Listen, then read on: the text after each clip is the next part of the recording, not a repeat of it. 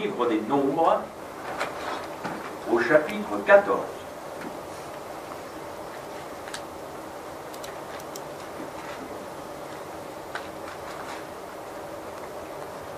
Nombres,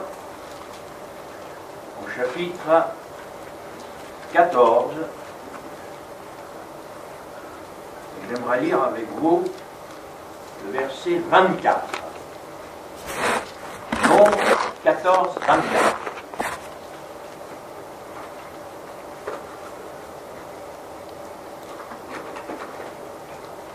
Et parce que mon serviteur Caleb a été animé d'un autre esprit et qu'il a pleinement suivi ma voie, je le ferai entrer dans le pays où il est allé, et ses descendants le posséderont.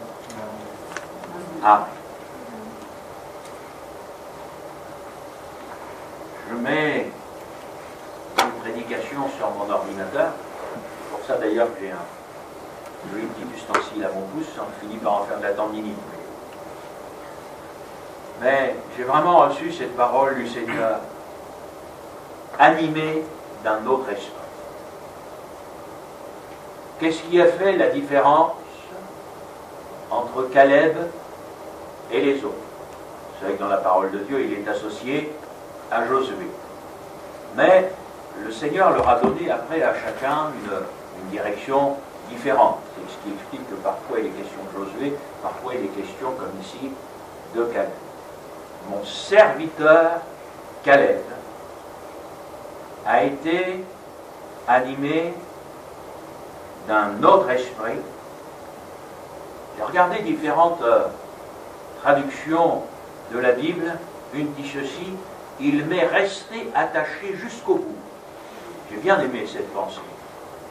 Il m'est resté attaché jusqu'au bout.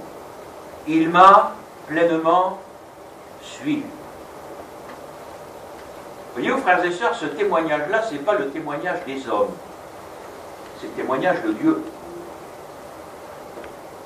Et quand je méditais pour nous ce matin, je me suis dit, c'est ça qui est important. Ce qui est important, c'est le témoignage de Dieu. C'est pour nous qui sommes là ce matin de nous dire, mais qu'est-ce que Dieu pense de moi? Alors, je suis d'accord avec vous, parce que c'est profondément biblique. Il faut que nous ayons un bon témoignage, au sens biblique du terme. Mais frères et sœurs, ce qui est important, ce n'est pas tellement ce que les hommes vont dire de nous, mais ce que Dieu dit de nous, ce que Dieu pense de nous.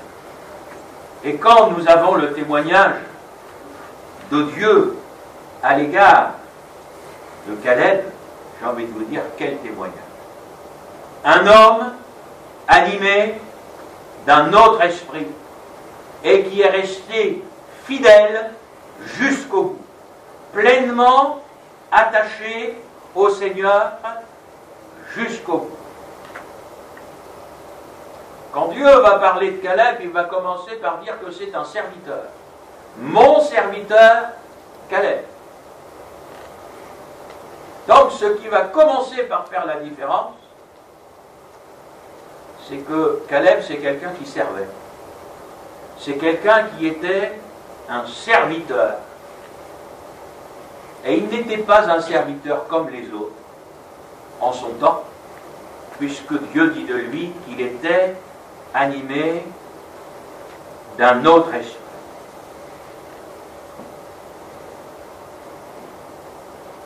Quand on lit la suite de ce chapitre, je vous invite à relire tout le contexte de chez vous, on verra que Caleb va faire taire le peuple. Il était animé d'un esprit de conquérant. Il était rempli de foi. Et à l'opposé, en face de lui, avec Josué, ils ont été confrontés à des hommes qui ont eu peur, et qui, à la place de faire taire le peuple, comme Caleb a pu le faire, l'ont fait pleurer toute la nuit. Et c'est la raison pour laquelle Caleb a été l'objet de merveilleuses promesses de la part de Dieu. Je vous invite à relire ce que la Bible dit de Caleb.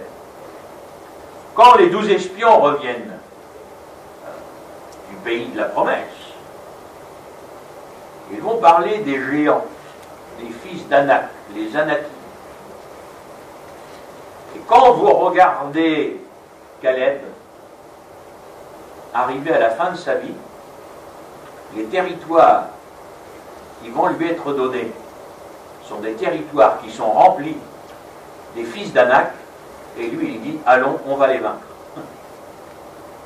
Donc, des années auparavant, vous avez ceux qui les ont vus qui reviennent avec une peur terrible et qui amènent le peuple dans les lamentations à pleurer toute la nuit, voilà, il y a des géants, etc. Et Caleb devenu Dieu, géant ou pas géant, il dit, voilà, le Seigneur nous a donné ce pays, nous a donné ce territoire, il le réclame parce que ça fait partie des promesses de Dieu, et même vieux, il y va, et il remporte la victoire. Béni soit le Seigneur. Alors, je vais vous lire ce que j'ai écrit dans mes livres. Il y a des jeunes, et il y a des jeunes vieux, virgule. Il y a des vieux, mais il y a aussi des vieux encore jeunes. Est-ce que vous m'avez bien compris? Parce que moi j'ai remarqué que pourrait avoir une certaine logique quand on va dire de quelqu'un, il est jeune, elle est jeune, en âge, mais dans la tête. C'est pour ça que je dis, vous avez des jeunes qui sont vieux. Parce qu'alors qu'ils sont encore pleins de force physique, de dynamisme, pour faire quelque chose, vous êtes toujours obligé de les pousser. A contrario, vous avez des jeunes. Et moi je bénis Dieu pour tous ceux que le Seigneur place à mes côtés, et qui d'une manière ou d'une autre, viennent me dire, frère, viennent me dire, Gilles, si tu as besoin de quelque chose, on est là, tu peux compter sur nous, des hommes qui se prennent en main, etc. Moi je dis, bénis Dieu, je bénis Dieu. Vous avez des vieux. Oh mes frères, vous savez, je ne peux plus rien faire, etc. J'ai mal partout, je n'en doute pas. Mais vous en avez qui n'ont plus de moyens, mais qui souffrent de plus les avoir. C'est extérieur. Ils voudraient y aller, ils voudraient encore courir, ils voudraient encore faire, ça bouillonne encore dedans, mais dehors ça suit plus. Bon, c'est comme une vieille voiture, ça avance plus aussi vite qu'autrefois. Et puis vous en avez qui ne veulent pas bouger, qui veulent pleinement jouir de la retraite, vous savez, qui s'installent, etc. Et vous avez l'exemple de Caleb. Caleb jeune et Caleb vieux. Et Caleb a toujours été un homme rempli de foi, avec un esprit combatif, avec un esprit conquérant. Moi j'aimerais vous dire, frères et sœurs, je crois que pour l'Église du Seigneur, Caleb c'est un modèle. C'est l'exemple d'une vie que vous, comme moi peut-être même dans le service, vous peut-être comme chrétien, mes frères et sœurs, moi je crois que tous, un serviteur avant d'être un serviteur, c'est d'abord un chrétien, je vous le rappelle. Caleb c'est pour nous un modèle. C'est vrai que parfois, être confronté à certains défis, quand arrivé à un certain âge, il faut remettre l'ouvrage à plat et le retravailler. On pourrait être animé de la mentalité qui existe dans ce monde, mais elle n'est pas sans être entrée dans les églises. Place aux jeunes. Mais les vieux alors? C'est l'église d'hier? Allez interviewer Caleb. Caleb, mon frère, est-ce que tu es l'église d'hier? D'après vous, il va vous répondre quoi? Mais viens, suis-moi. N'est-ce pas? Jusqu'au bout. Caleb, c'est quelqu'un qui en... Les habitants d'Anak vont faire peur au peuple de Dieu, ils vont se mettre à pleurer. Caleb, lui, il va les chasser. Ah, que Dieu nous donne des Caleb et que Dieu nous aide à travers son exemple. Je veux prêcher avec mon cœur, hein. Peut-être à nous secouer. Parce que, frères et sœurs, le travail, l'œuvre de Dieu, ça ne se fait pas tout seul. Je suis bien placé pour vous en parler. Le pasteur ne peut pas tout faire tout seul. Béni soit Dieu pour les frères qui lui donnent, etc. Mais l'Église a besoin de se bouger. Et quand je dis de se bouger, je ne vous invite pas à faire une petite danse hein, ce matin, on se comprend bien. Hein. Non, non, spirituellement parlant, les chrétiens qui composent l'Église ont besoin de se bouger. Ce que j'aimerais vous rappeler, que ce n'est pas le berger qui met des agneaux au monde, ce sont les brebis. On parle souvent du troupeau du Seigneur, le berger, etc. Ce sont les brebis qui agnellent, hein, pas le berger. Et parfois, voyez-vous, dans la culture qui a été la nôtre, le pasteur, c'était celui qui faisait tout. J'ai envie de vous dire, quand vous regardez la parole de Dieu, c'est pas comme ça que ça fonctionne. C'est pour ça qu'il est essentiel pour vous, comme pour moi, qu'on revienne à ce modèle biblique. Et où l'on voit des églises qui se sont pris en charge, des frères et sœurs sérieux qui se sont pris en charge. Et vous allez découvrir dans les actes, dans les épîtres, que dans tel endroit, il y avait une église dans la maison d'un frère et d'une sœur, etc. Et il y avait comme ça de ces groupes un petit peu partout. C'est pas une église qu'on a coupée en petits morceaux. C'était l'église naissante. Et là, vous avez des chrétiens hein, qui se sont pris en charge. Et moi, je bénis Dieu. Parce que voyez-vous, je trouve quand même que c'est ce qui se passe dans notre petit groupe ici à Rouen. Ben oui. Regardez dimanche dernier. Bon, c'est un incident, ça pouvait arriver. Vous êtes pris en charge. Moi, je vais vous dire, votre attitude m'a encouragé, frères et sœurs. Je vous dis, hein. Je dis, voilà, je sais aujourd'hui. Regardez, ça nous est arrivé. Imaginez qu'un lundi soir, je ne puisse pas venir assurer la réunion de prière. Vous n'êtes pas capable de prier entre vous? Hein, 5, 6 à 10, etc. Je veux dire, est-ce qu'il faut obligatoirement, pour un temps de prière, qu'il y ait toujours un pasteur qui soit là? Ou est-ce que des frères et des sœurs peuvent se prendre aussi en charge et de se dire, bah, on est une dizaine, est-ce qu'on ne peut pas passer à une dizaine de frères et sœurs, 15 s'il faut, un petit moment de prière ensemble? Et moi je crois, frères et sœurs, qu'aujourd'hui, le développement de l'œuvre de Dieu va passer par là. Par des chrétiens dans lesquels les serviteurs de Dieu vont pouvoir avoir confiance. Parce que ce sont des frères, ce sont des sœurs, des gens qui sont assis dans la parole de Dieu, pas des gens qui font n'importe quoi. Des gens que vous connaissez, vous savez qu'ils sont sérieux. S'ils sont sérieux, ben, laissez-les se rassembler entre gens sérieux, prier entre gens sérieux, etc. Et derrière, frères et sœurs, moi je crois qu'il va y avoir cela, cet esprit qui est un esprit à l'œuvre. Je veux dire l'esprit de Caleb. Jeune, ou moins jeune, mais avec un cœur qui soit toujours bouillant pour le Seigneur, ardent pour le Seigneur. Frère, je ne peux plus faire, mais si vous saviez ce que ça m'embête. Parce que dedans, ça bouillonne toujours. Bon, dehors, c'est un petit peu plus difficile aujourd'hui. J'ai un petit peu plus de mal à marcher, ceci, cela, etc. Oui, mais pour moi, ce qui est important, ce n'est pas le physique, c'est le spirituel.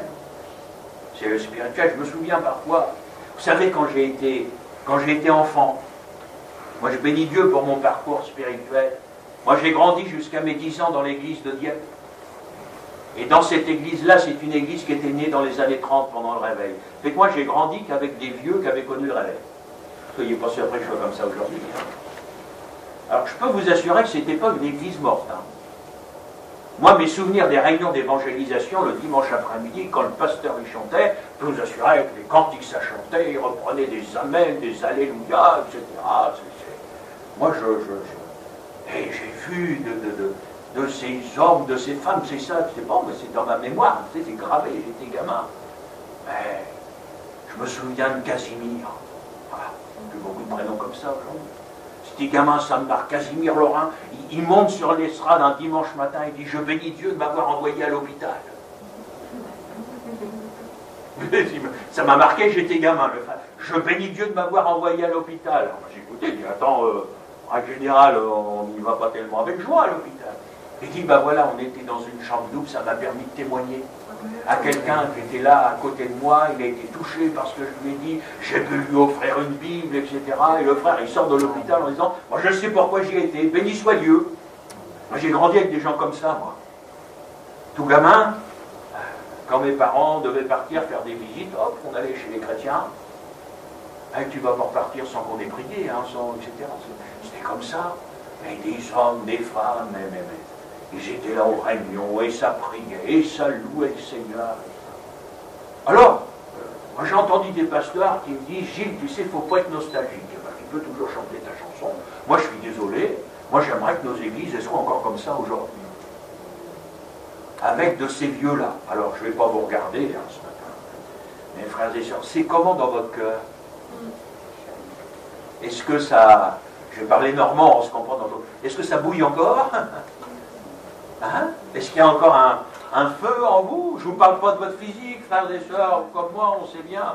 Vous savez, moi je suis convaincu que là, les douleurs, les tendinites ici, j'en ai une autre là, j'ai mal et tout. C'est la fatigue, il ne faut pas chercher. Vous savez, il y a un moment où vous tirez tellement sur la ficelle que le corps écrape un peu, etc. Je vais vous dire, il faut y aller quand même, hein, faut pas... mais voilà, il y a un moment, quand on prend là, c'est plus toujours facile, je sais ça. Moi je ne vous parle pas de l'extérieur. La Bible dit l'extérieur se détériore. Je voudrais vous parler de l'intérieur ce matin. C'est comment l'intérieur, mon frère, ma soeur? Est-ce qu'il y a toujours ce feu qui brûle en toi? Est-ce qu'il y a toujours l'amour des âmes? On parle d'évangélisation, etc. J'ai envie de vous dire, si l'Église n'aime pas les âmes, si les chrétiens ne sont pas motivés par les âmes, par le salut des âmes, c'est ça la base. Si on n'est pas en train de prier pour les âmes qui se perdent, on peut faire tout ce qu'on veut, derrière il n'y a rien qui se passera. Mais quand on aime, vous pouvez avoir quelqu'un qui n'a plus forcément les moyens de venir à l'église, ça arrive. Oui, mais cette personne-là, quand elle est chez elle, elle fait quoi? J'ai envie de vous dire, quelque part, elle n'est pas là, mais elle est là quand même. Parce que par l'esprit, cette personne-là, elle est avec nous de cœur, elle est en train de prier. Voyez-vous, il n'y a pas toujours les moyens, mais est-ce que c'est pas ça qui est important? De ces hommes, de ces femmes, celles qui ne font pas de bruit. Mais pour moi, l'église du Seigneur, vous savez, c'est pas une église qui fait du bruit, hein. C'est une église qui se tient devant Dieu. Ce sont des hommes, des femmes, des Caleb qui ont un cœur pour l'œuvre du Seigneur. Et moi, frères et sœurs, aujourd'hui, je dis, écoutez, Dieu a besoin d'hommes et de femmes avec cet autre état d'esprit. Pas des gens qui viennent à l'église comme des consommateurs. Vous avez des gens aujourd'hui qui viennent dans les églises comme on va au restaurant. Vous avez une carte et ils choisissent, je ne sais pas, quand vous allez au restaurant, vous n'allez pas choisir ce que vous n'aimez pas. Ou alors je vais vous parler à la sortie de la réunion, je vais vous dire qu'il y a quelque chose chez vous là-haut qui ne va pas bien. Quand on va au restaurant, c'est pour manger ce qu'on aime, on est d'accord. Il y a des gens, ils viennent à l'église avec la carte d'un restaurant. Alors ils vont dans telle église parce que ça leur plaît. Puis au bout d'un moment, ils se lassent, alors ils changent de restaurant. Parce qu'on ne va pas manger italien toutes les semaines, donc on va... Voyez-vous? Et vous avez plein de gens, ce sont des consommateurs aujourd'hui dans les églises. Alors on va aller là, oh ça nous fait plaisir, il y a un concert de machin, et puis on va aller là. Mais mes frères et sœurs, mais moi j'ai pas de... C'est pas parce que je suis serviteur de Dieu, ça ne pose pas de problème d'être dans la même église tous les dimanches, tous les lundis, tous les mardis, etc. Moi je viens, c'est pour le Seigneur. Il y a ce feu là, et moi je prie, frères et sœurs, pour que le Seigneur nous donne, eh bien, d'avoir toujours en nous Même si c'est pas facile, je le reconnais aujourd'hui, mais qu'il y a en nous des hommes et des femmes qui ont encore foi dans les promesses de Dieu. Des hommes et des femmes qui en veulent. Vous savez, frères et sœurs, moi j'ai vu des fois sur certains chantiers, je pense que vous aussi, souvent sur le bord des routes, on rigole quand on dit ça, mais vous en avez un qui est en train de creuser un trou, puis vous en avez 4 autour qui sont en train de le regarder. Je vois que tu sais à quoi je pense. C'est pas ça l'Église, hein. L'Église, c'est pas un qui travaille et les autres autour qui regardent. C'est tout le monde en train de travailler. Eh oui, alors parfois on a voulu remettre l'œuvre à des spécialistes de ceci, de cela. Vous avez vu ça où, vous?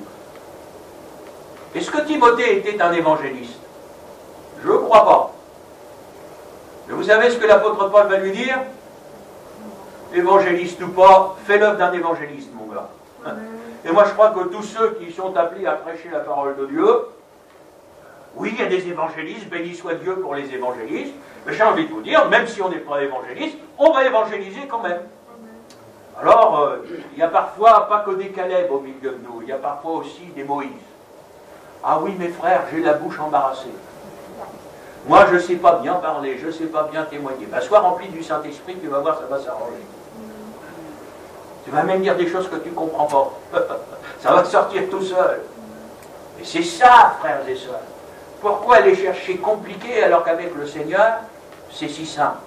Et c'est parfois trop simple, parce que le problème, c'est que ça nous remet en question. Ça me parle de moi. Ça me parle de mon cœur, de ma motivation. C'est plus un contexte, c'est plus, oh frère, on est dans les temps de la fin, l'église c'est comme ci, comme ça. L'église est comme ça, oui, mais toi t'es comment? Est-ce qu'il y a au fond de ton cœur toujours ce désir, ce feu qui brûle? L'apôtre Paul écrivait ceci aux Corinthiens, vous connaissez ça par cœur. C'est pourquoi il commence par ça. Écoutez bien, nous ne perdons pas courage. Et c'est après que c'est écrit, lors même que notre homme extérieur se détruit, notre homme intérieur, lui, se renouvelle de jour en jour. 2 Corinthiens chapitre 4, verset 7. Mais il commence par dire, nous ne nous décourageons pas. On vieillit, on perd des forces. Profitez-en les jeunes, vous allez voir, ça vient vite. Mais il dit, mais on ne se décourage pas. Il dit, c'est vrai que, voilà, au niveau de l'extérieur, mais l'intérieur se renouvelle de jour en jour. Alors vous avez 2 réalités qui sont différentes. Il y a une réalité physique, mais une autre réalité quand même, qui est une réalité spirituelle. Ouais. Et quand on est au Seigneur, alors moi je crois, frères et sœurs, que chaque jour, on vient, on se tient dans la présence du Seigneur. Moi je n'ai pas peur de le dire, le Seigneur nous renouvelle. Amen. Le Seigneur nous fait du bien. Vais-je vous dire que c'est facile tous les jours? Mais je serais un menteur si je vous disais ça. Vais-je vous dire que nous n'aurons pas de lutte, nous n'aurons pas de combat, tout sera merveilleux, le Seigneur est avec nous, alléluia. Mes frères et sœurs, plus vous allez vouloir être fidèles au Seigneur, plus ça va arriver. C'est comme ça. C'est ceux qui veulent vivre pieusement qui sont persécutés. C'est ça qui est écrit ou pas? Voilà. Alors ceux qui veulent vivre dans la piété, dans la communion avec Dieu, etc., frères et sœurs, vous inquiétez pas, vous allez voir. D'ailleurs, c'est déjà fait. Ah, tu vas à l'église biblique. Ah ça y est, on vous a mis dans une petite boîte et ceci, cela, etc. Oui, c'est bien d'aller dans une église biblique. Moi, je vous le dis aujourd'hui. Et vous allez voir que plus on va avancer dans le temps, plus la différence va se faire. Ah oui, bien évidemment. Frères et sœurs, quel exemple que l'exemple de Caleb. Il était, dans son temps, animé d'un autre esprit. J'ai envie de vous dire, c'est quoi l'esprit de notre temps? Animé d'un autre esprit. Bien sûr, pour vous, comme pour moi, l'esprit du Seigneur, cette mentalité, cette foi dans les promesses de Dieu, qui ne dépendent pas du physique, de l'âge, mais qui dépendent de notre foi de notre confiance dans la personne du Seigneur. Et à l'heure où en France on parle beaucoup de retraite, je ne vous surprends pas quand même, j'espère que je vous dis ça, vous en avez entendu parler un petit peu. Que diriez-vous si ce matin nous parlions retraite avec Caleb? Mais vous avez des personnages bibliques, moi je crois que ça vaut la peine de les interroger. Alors Caleb, tu es arrivé à l'âge de la retraite. Tu as vieilli, tu as déjà bien travaillé, tu as déjà conquis bien des choses. Alors, qu'est-ce que tu espères pour ta retraite? Moi, batailler encore, parce que je n'ai pas encore obtenu ce qui m'avait été promis. Alors, pas de retraite pour Caleb. Tant pis pour les cannes à pêche.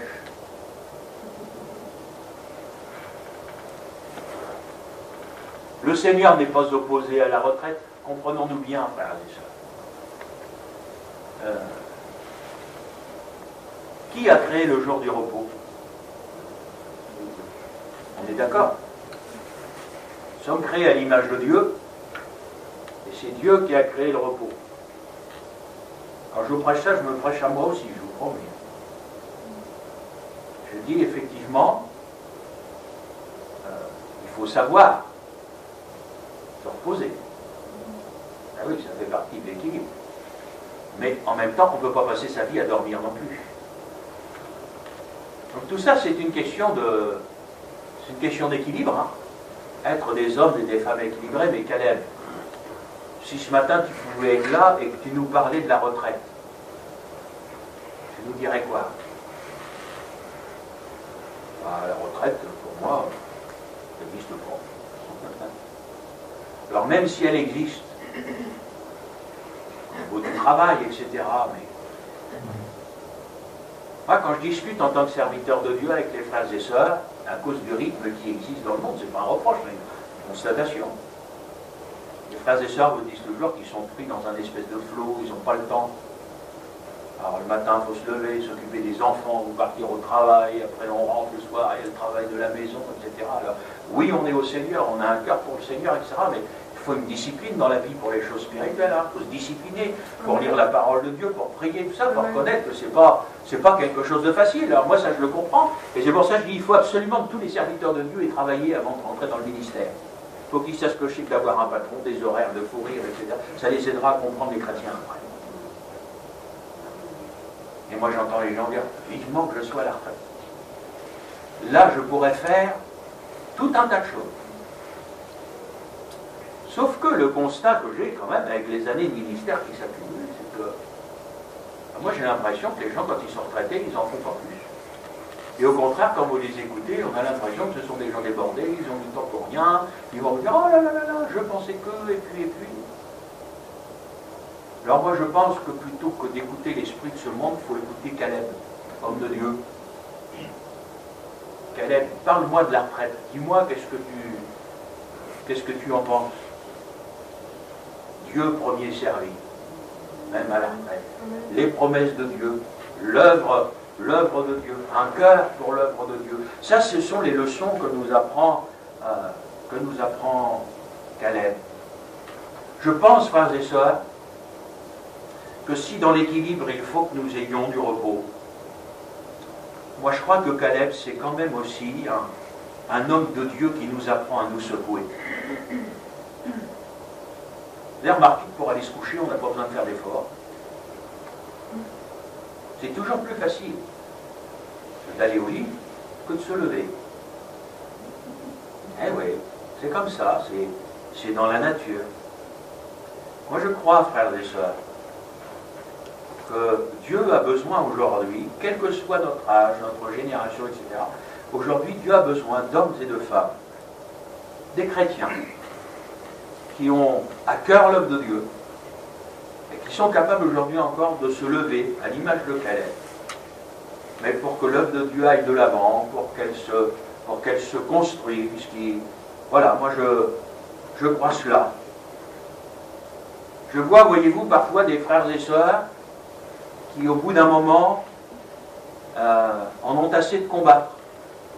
Alors ils baissent les bras. J'ai vu des pasteurs comme ça. Ils ont tenu bon jusqu'à un moment, puis ben, vous savez, quand vous allez dans une certaine ligne, il y a tellement de pression. J'avais encore, avant de partir de Toulouse, un collègue, je veux dire un ami, qui est encore dans les assemblées de Dieu, téléphonait, il m'appelle mon Gilou. Il dit mon Gilou, il me dit j'en peux plus.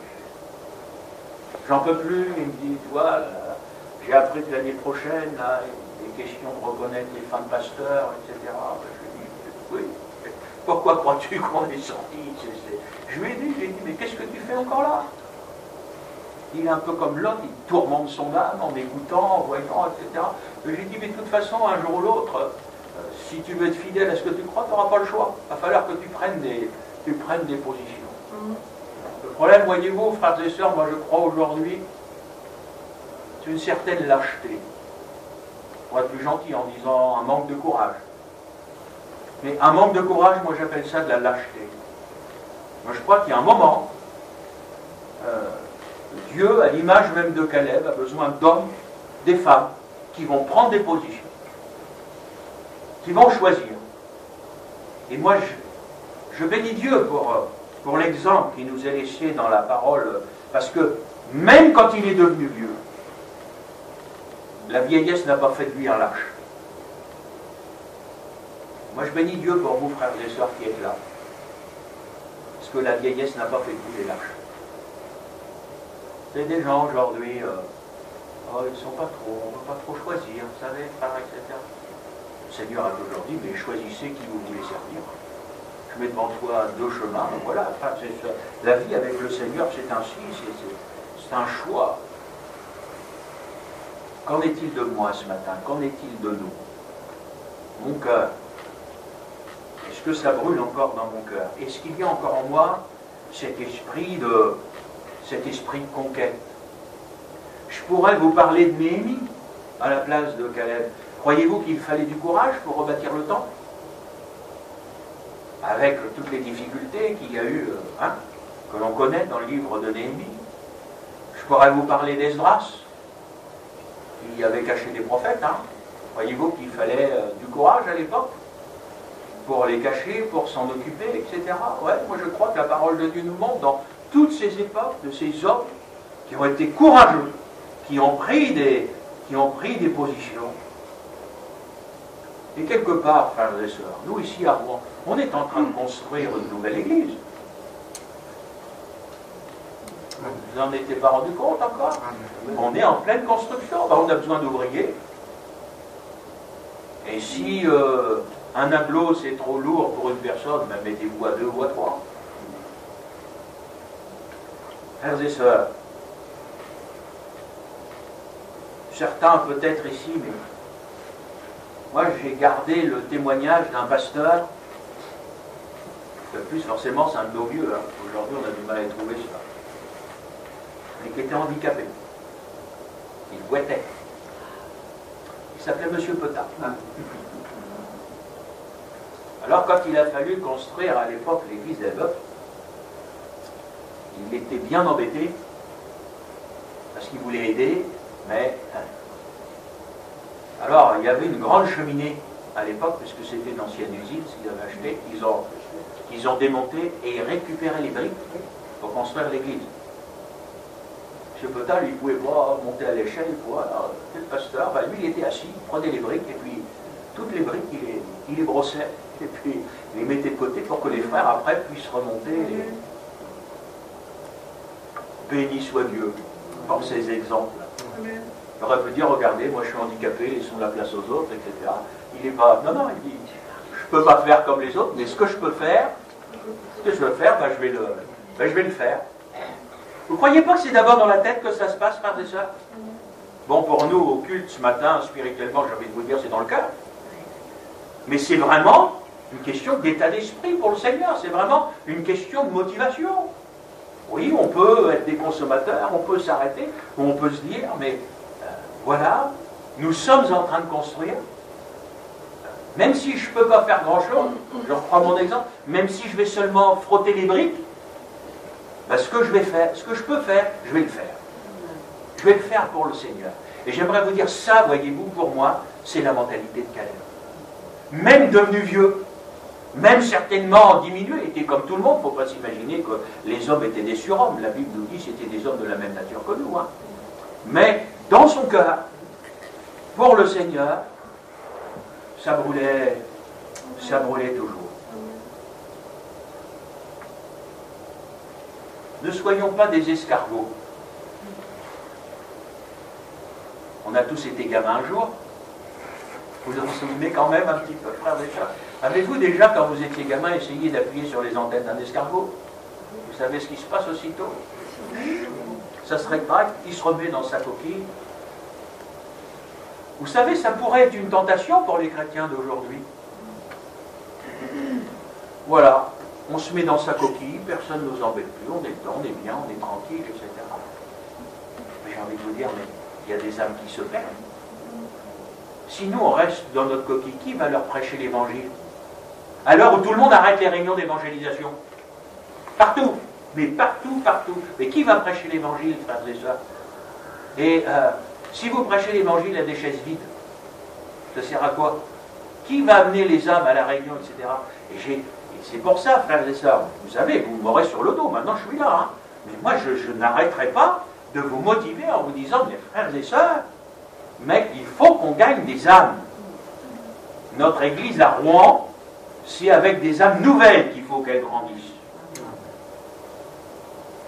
Après, plaise au Seigneur. Mais, alors moi je dis, mais Seigneur, c'est biblique, ouvre-nous des portes pour l'évangélisation. Priez pour que le Seigneur nous ouvre des portes pour l'évangélisation. Vous savez, demain, si on arrivait à avoir un local, ici on ne peut pas, mais si on pouvait avoir un local pour faire de l'évangélisation, j'appelle mon frère Fessal, je lui dis, Fessal qui vient nous faire une mission à Rouen, je vais vous dire, il met le turbo dans la voiture pour arriver. Hein. Vous connaissez son ministère, je veux dire, il n'y a pas de problème. Et je dis, on a un cœur pour ça, on pourra aujourd'hui nous parler, on est tous dans la même génération, on est tous en train de parler de retraite. Et toi, c'est pour quand, etc., ça va changer. Puis qu'est-ce qu'on se dit? On se dit pour nous, c'est qu'administratif, on est des fous à l'âge qu'on a, alors qu'on aurait pu... Nous, on remet le nez dans le guidon, gloire à Dieu. Gloire à Dieu, puis plaise au Seigneur qui encore aujourd'hui de ces hommes qui ne s'écoutent pas, qui soient capables encore de se fatiguer pour l'œuvre de Dieu, et qu'il y ait des chrétiens comme ça aujourd'hui, et qu'on puisse dire de nous, vous savez, comme dans les Actes des Apôtres, il n'était qu'un cœur et qu'une âme. Voilà, le pasteur, il est là, il est au loin, mais par la prière, on est dans le même esprit, on prie ensemble, c'est l'œuvre de Dieu, et l'œuvre de Dieu, elle va de l'avant, et c'est dans la communion fraternelle, c'est dans la confiance, et on travaille ensemble, les uns avec les autres, et comme Caleb, on a confiance dans les promesses de Dieu, et on veut que ce que Dieu nous a promis, eh bien ça s'accomplisse, gloire à Dieu. Et c'est ça qui nous motive, et c'est ça qui nous fait du bien. Oh mes frères et sœurs, si j'ai pu vous faire du bien ce matin, gloire à Dieu. Amen. Franchement, je suis venu avec cet état d'esprit de vous encourager. Vraiment ce matin, de vous dire, mes frères et sœurs, mais c'est loin d'être fini. On commence, la béni soit Dieu. Et bien moi j'en suis convaincu devant nous, quelque chose de beau. Quelque chose de beau. C'est voulu par le Seigneur.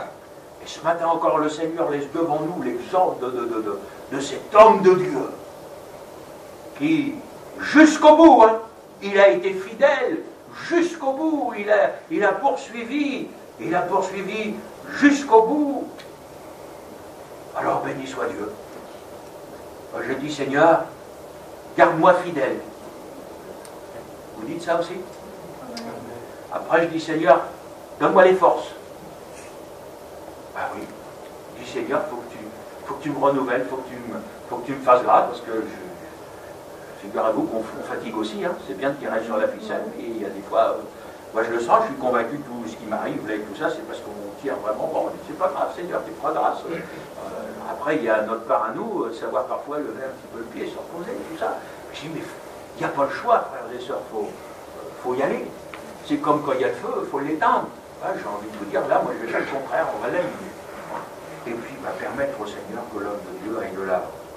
Puis, je vais conclure ce matin. Regardez, on reste dans le contexte, Moïse. Il n'était pas tout seul. Il lui a donné Josué, Caleb, Hur, Aaron. Bon, c'est notre méditation, vous savez qu'il mais il n'était pas tout seul.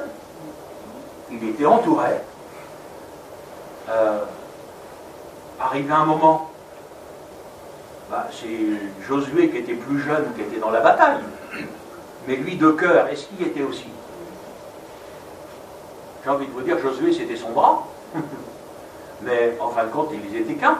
Voyons. Mais c'est ça, l'œuvre de Dieu. C'est ça l'œuvre de Dieu. Donc avec des choses, que ce sont peut-être des frères, ou dans certains services, des sœurs plus jeunes, qui vont faire. En fin de compte, on est tous un même cœur, une même âme, on prie ensemble, c'est l'œuvre de Dieu, et on participe de tout par la prière, par notre présence, parfois par nos finances, etc. Et voilà, et l'œuvre de Dieu, par la grâce de Dieu, elle va de l'avant. Regardez l'exemple de Moïse, c'est quelqu'un qui n'était pas tout seul. Même Jéthro a été capable de lui donner des conseils. Et disant, Moïse, tu t'épuises, il faut que tu confies des responsabilités. C'est comme ça qu'il va choisir aussi des hommes. Alors, vous allez sourire, moi je n'ai pas peur de faire sourire les gens, je suis toujours très respectueux dans les réunions, mais j'ai eu l'impression en préparant cette méditation que j'étais un peu comme un sergent recruteur qui vient appeler ceux qui veulent bien s'engager. Ou peut-être pour nous ce matin, ceux qui veulent bien se réengager. Frères et sœurs, est-ce que vous signez encore? Amen. Ah, moi je vous amènerai toujours dans le concret, c'est mon ministère. C'est comme ça, vous avez remarqué, on a des ministères différents. Moi j'ai un ministère très concret pour la vie chrétienne. Les frères et sœurs, est-ce que vous signez encore? Est-ce que ce matin vous dites, Seigneur, oui, moi je repars. Au moment où d'autres, s'arrêtent, etc., moi Seigneur, j'en veux encore. Alors c'est vrai, je ne peux plus tout ceci, je ne peux plus tout cela, mais Seigneur, dans mon cœur, moi, je signe. Oui? Ah mais je ne vous force pas, on n'est jamais obligé de... On n'est jamais obligé. Et vous savez, ceux qui en veulent avec Dieu, le Seigneur leur en donne. Même vieux. Alors moi je bénis le Seigneur, et je crois que spirituellement parlant ce matin, ça peut vous paraître particulier dans un temps de culte, mais c'est comme si le Seigneur vous donne une page de contrat avec un stylo ce matin en disant, est-ce que tu es prêt à repartir? Encore? Pour combien de temps? Bon, Seigneur, je me rengage 3 ans. Non. C'est écrit comme dans un vieux cantique. Tant pis pour les vieux cantiques. C'est écrit avant que vous signiez jusqu'au bout. Je veux te suivre. Dans les bons, je vois que vous connaissez la formule, comme dans les mauvais jours. À toi pour mourir et vivre, à toi Jésus pour toujours. Vous voulez que je vous donne un stylo? Parce que c'est ça. C'est pas, on va voir notre petite église pour finir nos jours tranquilles, etc. L'église, il n'y en a pas. Moi, je vais vous donner une truelle dans une main, puis je vais vous donner une lance dans l'autre. Parce qu'on va construire, il va falloir défendre, parce qu'il y a des ennemis, etc. C'est ça, les sœurs. C'est rien d'autre. Il ne faut pas qu'on s'y mêle. Vous croyez que c'est facile de construire avec la truelle dans la main et la lance dans l'autre? Vous imaginez pas que ce soit facile? Mais c'est comme ça. On prie ensemble. Moi,